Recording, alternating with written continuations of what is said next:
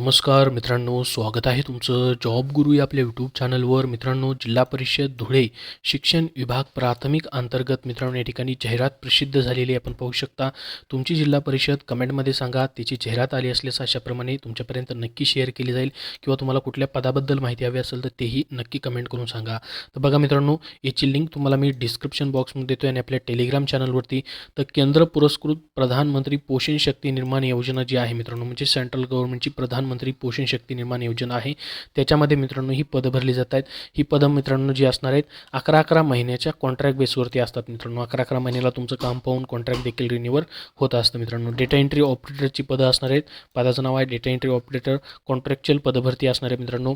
तर याच्यासाठी मित्रांनो तुम्हाला जो अर्ज असणार आहे शिक्षण विभाग प्राथमिक जिल्हा परिषद धुळे येतं मित्रांनो 20 मार्च 2024 पर्यंत मित्रांनो सकाळी 10:30 ते 5 या वाजेपर्यंत समकक्ष अथवा पोस्टाने सुट्टीचे दिवस वगळून तुम्हाला सादर करायचे. तर बघा इथे महत्त्वाचं आहे, तुम्हाला पोस्टाने देखील अर्ज पाठवता येणार आहे किंवा डायरेक्टली जिल्हा परिषद धुळे शिक्षण विभागमध्ये तुम्ही देखील अर्ज घेऊन जाऊ शकतात. सुट्टीचे दिवस वगळून तुम्हाला हे अर्ज तिथे सादर करायचे. 20 मार्च लास्ट डेट असणार आहे, लक्षात राहू द्या. तर पहा पदाचं नाव आहे डेटा एंट्री ऑपरेटर. तालुका स्तरावरती 2 पद आहेत मित्रांनो, साक्री आणि सिरपूर या ठिकाणी.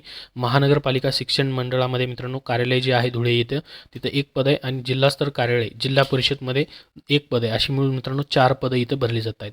तर तुम्हाला मासिक एकत्रित परिश्रमिक मानधन मित्रांनो जे आहे 20,650 रुपये इतकं आहे. इतर डेटा एंट्री ऑपरेटरपेक्षा या ठिकाणी थोडंसं पेमेंट या ठिकाणी तुम्हाला जास्त भेटतं मित्रांनो. तर पात्रता काय लागेल पहा मित्रांनो, तुम्ही 12वी पास असणं गरजेचं आहे. तुम्ही जर पदवीधर असाल तर तुम्हाला प्राधान्य दिलं जाईल. मराठी टंकलेखन 30 शब्द प्रति मिनिट किंवा इंग्लिश टंकलेखन 30-40 शब्द प्रति मिनिट तुमचं झालं पाहिजे. MSCIT पाहिजे किंवा मित्रांनो संगणकाची कुठली एखादी तुम्ही परीक्षा वगैरे उत्तीर्ण केलेली तरी देखील अप्लाय करू शकतात. तर ही झाली तुमची पात्रता मित्रांनो. टायपिंग या ठिकाणी लागेल. वयाची अट काय ठेवण्यात आलेली आहे पहा, 1 मार्च 2024 पर्यंत मित्रांनो तुमचं या ठिकाणी 18 वर्ष कंप्लीट पाहिजेत आणि कमाल वयोमर्यादा 35 वर्षापर्यंत पाहिजे. आता तुमची निवड कशी केली जाईल, डेटा एंट्री ऑपरेटर्स पदासाठी मित्रांनो अर्ज करणाऱ्या उमेदवारांना 10वीमध्ये मिळालेल्या गुणांची टक्केवारी आणि 12वीमध्ये मिळालेल्या गुणांची टक्केवारी यांची सरासरी मित्रांनो काढण्यात येणार आहे.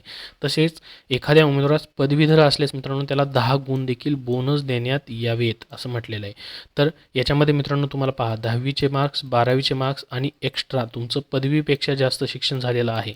तर या ठिकाणी म्हटलं आहे की त्यांनी पदवीधर असल्यास पदवीपेक्षा जास्त नाही, फक्त तुम्ही पदवीधर देखील असल्यास त्याला 10 गुण एक्स्ट्राच मिळणार आहेत. 10वी-12वीचे मार्क्स आणि 10 गुण ही पदवीचे एक्स्ट्रा अशी मिळून तुमचं मित्रांनो निवड केली जाणारी परीक्षा याच्यासाठी होत नाही. तर याच्यामध्ये म्हटलं आहे गुणवत्ता यादी तयार करण्यात येऊन 2.1 नुसार तुमची म्हणजे यानुसार 10वी-12वीच्या गुणानुसार गुणवत्ता यादी तयार करण्यात येऊन गुणवत्ता यादीतील उमेदवारांना संगणक परीक्षेकरिता एका पदासाठी गुणांक्रमे 12 उमेदवार याप्रमाणे बोलवण्यात येईल. तर सदर उमेदवारांची मराठी टायपिंग 30 शब्द प्रति मिनिट आणि इंग्रजी टायपिंग 40 शब्द प्रति मिनिट आणि संगणक ज्ञानाची प्रात्यक्षिक परीक्षा घेण्यात यावी. यासाठी सर्व मिळून 100 गुण देण्यात यावेत आणि प्रस्तुत प्रात्यक्षिक परीक्षेमध्ये किमान 50 गुण प्राप्त होणारे उमेदवार डेटा एंट्री ऑपरेटर्सच्या पदासाठी निवडीसाठी पात्र राहतील. तर बघा मग तुमचं या ठिकाणी 10वी-12वीच्या गुणांवरनं आधी मार्क्स काढले जातील, ती यादी लावली जाईल. त्यानुसार मग तुम्हाला मराठी टायपिंग, इंग्लिश टायपिंग आणि कॉम्प्युटर नॉलेज टायपिंगसाठी या ठिकाणी किंवा कॉम्प्युटर नॉलेजसाठी मित्रांनो या ठिकाणी बोलवलं जाईल. त्यानंतर मग तुमचं 100 गुण या ठिकाणी काढले जातील आणि त्यानुसार तुमची निवड केली जाईल. तर याच्यामध्ये मित्रांनो 2.1 आणि 2.2 मधील गुणांची बेरीज करून गुणांक्रमे मंजूर पदांएवढी निवड यादी प्रसिद्ध केली जाईल आणि त्यानुसार सदर उमेदवारांना कंत्राटी पद्धतीने तात्पुरत्या स्वरूपात डेटा एंट्री ऑपरेटर या ठिकाणी म्हणून निवडलं जाईल आणि तेवढ्याच पुढील उमेदवारांची वेटिंग लिस्टसुद्धा लावली जाणार आहे मित्रांनो.